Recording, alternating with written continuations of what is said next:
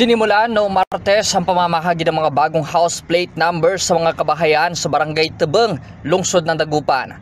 Ayon sa barangay chairman na si Mark Fiel Gomez, hakbang na matagal nang hinihintay umano ng mga residente matapos umabot sa 22 taon bago magkaroon ng panibagong set ng numbering sa barangay. Ayon sa pamunuan ng barangay, ang house plate number na ipinamahagi ay para magbigay ng mas malinaw na pagkakakilanlan sa bawat bahay para agad na matukoy. Kasama ang buong barangay council, pinangasiwaan ng mismong barangay chairman ang pagtutulak ng proyekto bilang tugon na rin sa mga matagal ng reklamo ng mga residente hinggil sa luma at hindi natugmang house plate number sa lugar.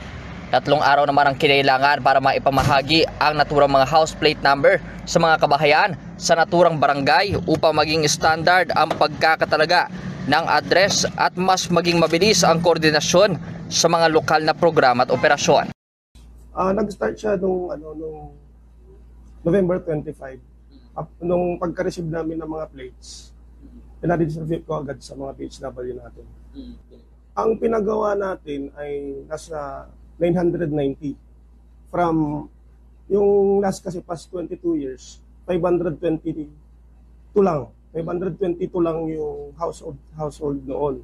Pero ngayon, after 22 years, 990 na siya. Lahat ng kabayan, kahit mga apartment, nilagyan namin gawa ng tanungan tayo dito sa barangay ng mga courier, ng mga online shopping.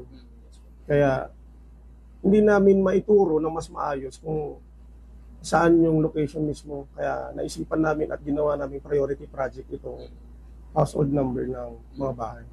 Actually, nung campaign, sinabi ko na kasi alam ko na ito yung isa na nakikita ko nung kagawad pa ako.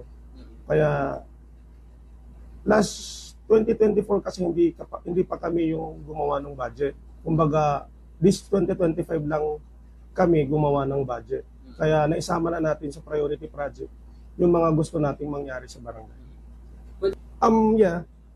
Itong nakabudget nan, estimation namin kasi 1,000 na plates. Kaya tapos tinanong ko kung magkano isa, 100.